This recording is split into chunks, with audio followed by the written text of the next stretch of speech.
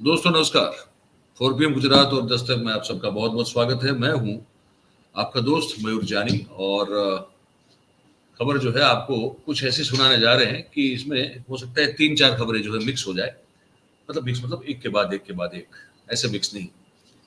तो ये प्रयास है कि जो कुछ इंटरेस्टिंग खबरें हों गुजरात की, उन सबको एक के बाद एक आपको पढ़ के बताया जाए और हो सकता है एक आध खबर उसमें शायद राष्ट्रीय भी आ जाए, पर ऐसी होगी जिस पर हम बात कर सकते हैं, जो आपको जानने में रुचि होगी।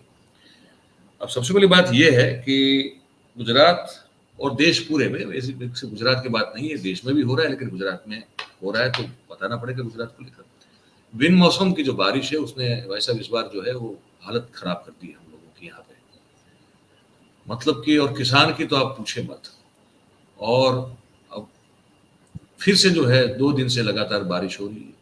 अहमदाबाद में भी कल भी हुई थी, आज भी हो रही, आज भी सुबह-सुबह हो गई। दृश्य दिखा दें आपको, बस खबर तो बताते रहेंगे आप, इसको देखें आप। ये इस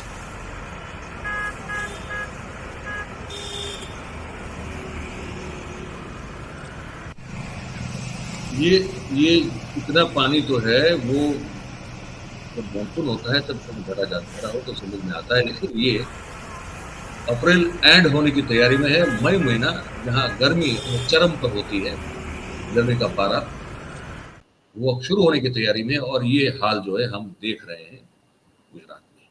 विस्तार से खबर मैं बता दूं, हवामान विभाग से जो जानकारी प्राप्त हो रही है वो जानकारी मैं आपको बता रहा हूँ। गुजरात में बिन मौसम की बारिश जो है वो मौत बन के बरसी है, ये कह सकते हैं, क्योंकि बिजली गिरने से 3 लोगों की मौत हो गई और एक जगह बिजली गिरने से 200 कबूतर जो हैं उसकी मौत हो गई। वो चबूतरा एक बना था, वो चबूतरे पे बिजली गिरी और 200 कबूतर जो थे वहां वो बिल्कुल अपना एक ठिकाना बना के वहां रहते थे, उस पर ही गिरी, उसकी मौत हो गई और 3 लोग जो है उनकी जान चली गई। अब यह है कि वेस्टर्न डिस्टर्बेंस कहा जाता है, cyclonic circulation, western disturbance, cyclonic circulation इसका एक नाम है। अब उसके चलते गुजरात में लगातार तीसरे दिन जो है मौसम का मिजाज ऐसा रहा कि बारिश होती रही और सौराष्ट्र, उत्तर गुजरात में ये बिन मौसम बारिश हुई है और ये बिजली गिरी है पाटण में, पालनपुर में और सावरकुंडला में, और वहां एक एक व्यक्ति की मृत्यु हुई है। पाटण में बड़ी प्रख्यात एक वाव है, वावड़ी जिसको कहते हैं। वो मध्ययुगीन स्थापत्य है वहां पे और पानी वहां भरा रहता है, लेकिन वो है बहुत पुरानी और आर्कियोलॉजिकल सर्वे ऑफ इंडिया में उसको बहुत महत्वपूर्ण माना जाता है। उसका बहुत बड़ा स्थान है। वहां देखने के लिए, पर्यटन के लिए 2 लोग गए थे, ठीक है, विद्यार्थी थे बनासकांठा जिले के, और उन पर बिजली गिरी वहां पे और उनमें से एक विद्यार्थी की मृत्यु हो गई, जबकि दूसरे की हालत बड़ी गंभीर बताई जा रही है। उसको जो है अस्पताल में भर्ती किया हुआ है और हवामान विभाग जो है वो ये कह रहा है कि गुजरात राज्य में अभी भी अगले 4 दिन तक जो है 40 किलोमीटर प्रति घंटा की रफ्तार से जो है वो हवा चलेगी और बारिश होगी। और सिर्फ बारिश नहीं हो रही है, बर्फ के ओले गिर रहे हैं, ये भी हो रहा है लगातार, ठीक है। और कहाँ-कहाँ 4 दिन में बारिश हो सकती है ये भी हम आपको बता दें। ये हवामान विभाग ने भेजा है कि अहमदाबाद, बनासकांठा, गांधीनगर, महसाणा, पाटण, साबरकांठा, डांग, तापी, अमरेली, द्वारका, गिर सोमनाथ, जूनागढ़, पोरबंदर, राजकोट, सुरेंद्रनगर और कच्छ, यहाँ 29 अप्रैल को हो सकती है बारिश। 30 अप्रैल को अमरेली, जामनगर, जूनागढ़, मोरबी, पोरबंदर, राजकोट, सुरेंद्रनगर, कच्छ, दमन और दादरा नगर हवेली में बारिश हो सकती है। और 1 मई को जो गुजरात स्थापना दिवस भी होगा और लेबर डे भी होगा, उस दिन अहमदाबाद, आनंद, गांधीनगर, खेड़ा, वडोदरा, भरूच, डांग, सूरत, तापी, जामनगर, जूनागढ़, पोरबंदर, राजकोट और कच्छ में बारिश हो सकती है।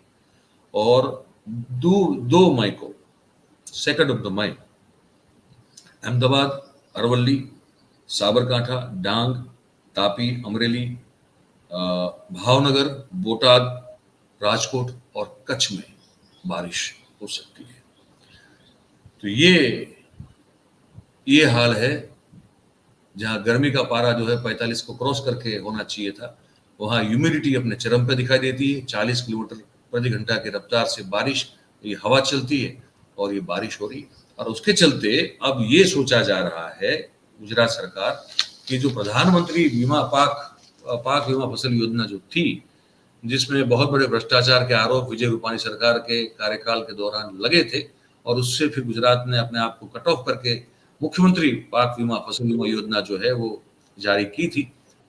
तो अब सोचा यह जा रहा है कि क्या फिर से प्रधानमंत्री पाक बीमा ये फसल बीमा योजना जो है उसको क्या फिर से लागू किया जाए गुजरात में। ये सोच जो है वो भी चल रही है। एक तो ये खबर हमको लगा कि इंटरेस्टिंग है, हम आपको बता दें। अब दूसरी बात तो ये है, थोड़ी राष्ट्रीय स्तर की है, लेकिन हमको ये सब देख रहे हैं ना, सुन रहे हैं ना, हमको बड़ा अजीब सा लग रहा है। जिस तरह से भाजपा और कांग्रेस के बीच में जो है वो जिस तरह के निवेदन एक दूसरे के ऊपर हो रहे हैं, हमको बचपन के कुछ ऐसे बच्चे याद आते हैं। जैसे फॉर एग्जाम्पल मैं आपको बताऊं कि दो बच्चों के बीच में झगड़ा हो गया, अनबन हो गई कुछ भी, तो कोई अगर एक बच्चा दूसरे को कहता है कि तू बहुत बड़ा लुच्चा है, तो सामने वाला फिर कहेगा कि तू 10 गुना लुच्चा है। फिर वो दूसरा बच्चा कहेगा कि नहीं तू 100 गुना लुच्चा है। ऐसे चलता रहता है। अगर एक ने कुछ कह दिया फिर दूसरा जो है उसके ऊपर 10 गुनी कुछ बात कर ही देगा। वैसा कुछ जो है भाजपा कांग्रेस के बीच में हो रहा है।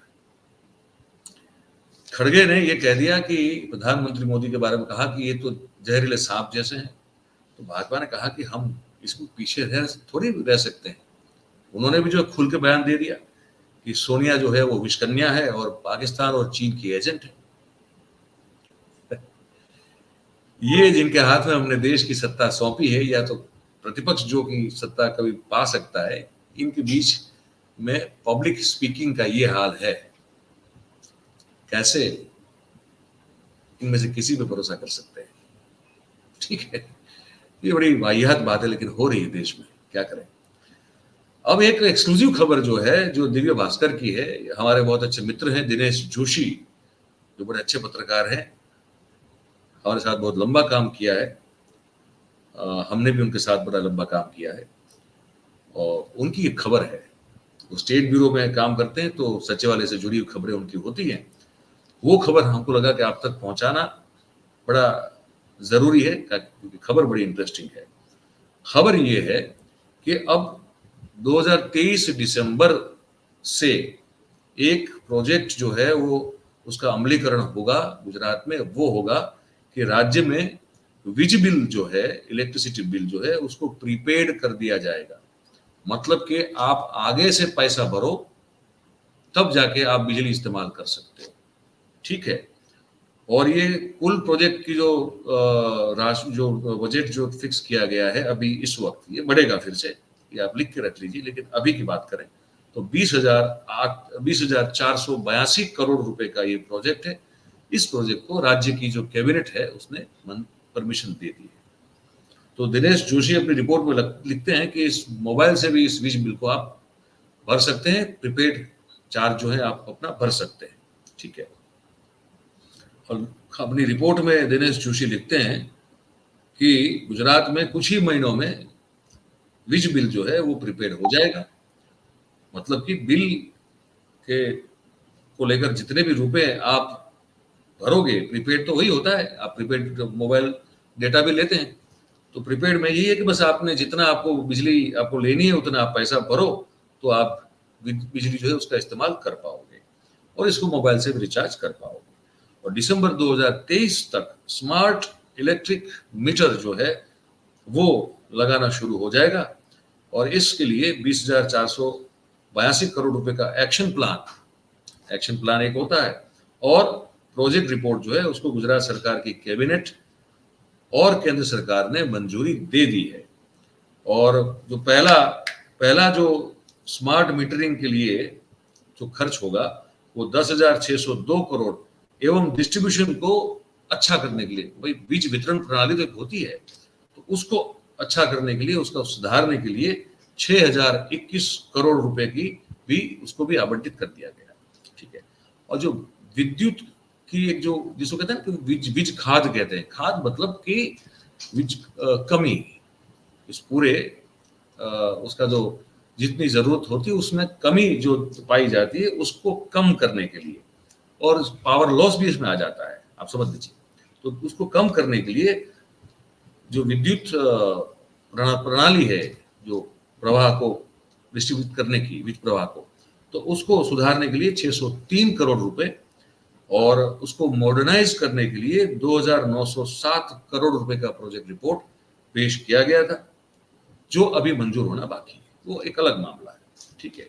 उसके अलावा वीज चोरी जो होती है, विद्युत चोरी हो जाती है, जो लोग अपने हिसाब से जो है वो कनेक्शन डाल के चोरी करते रहते हैं, फिर डिस्ट्रीब्यूशन जो है वो उससे उन इस दोनों के समेत राष्ट्रीय स्तर पर 12 to 15% जो बीज खाद है, जो कमी है विद्युत की, वो जो आ रही है, उसको कम करने के लिए केंद्र सरकार ने रिवैम्प्ड डिस्ट्रीब्यूशन स्कीम के तहत स्मार्ट मीटर के द्वारा प्रीपेड विज बिल राज्य सरकार उसको अमल में अब लाने जा रही है।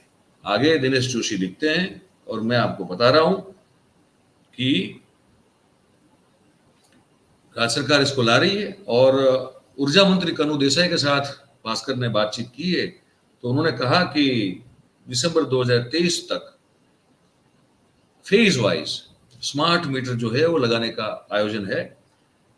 खेती बाड़ी मतलब कि अभी जो इसमें किसान जो है उनको नहीं सम्मिलित किया गया है स्मार्ट मीटर लगाने में, लेकिन उनके अलावा जिसे शुरू कैसे होगा, तो वैसे शुरू होगा कि सबसे पहले सरकारी कचहरी, स्वायत्त संस्थाएं, बोर्ड, निगम, कॉरपोरेशन और ब्लॉक लेवल पर जो है स्मार्ट मीटर लगाए जाएंगे। इसके उपरांत जहां जहां बीज खाद जो है ज्यादा होती है, तो वहां पे जहां बड़ी नुकसानी है विद्युत की, बिजली की, ठीक है, तो वहां पे 15% से ज्यादा वितरण व्यवस्था जो है उसके पूरे 15% से ज्यादा बीज व्यवस्था में विद्युत की कमी महसूस की जाती है, और पावर लॉस बहुत वहां पे होता है। और ऐसे जो 500 शहर है देश के, वहां पे भी स्मार्ट बीज मीटर जो है वो लगाए जाएंगे। तो ये इस पूरे मामले में आपका क्या कहना है, आप हमको जरूर अपना कमेंट करके बताइएगा, और अच्छा लगे तो फिर लाइक, शेयर, सब्सक्राइब कीजिए, और हमारी बात को आगे तक पहुंचाने हमारी बहुत बहुत मदद और सहायता कीजिए, ये हम आपसे अपील करते हैं हमेशा। इस कार्यक्रम में जुड़ने के लिए आप सबका बहुत बहुत धन्यवाद। Thank you very much. नमस्कार।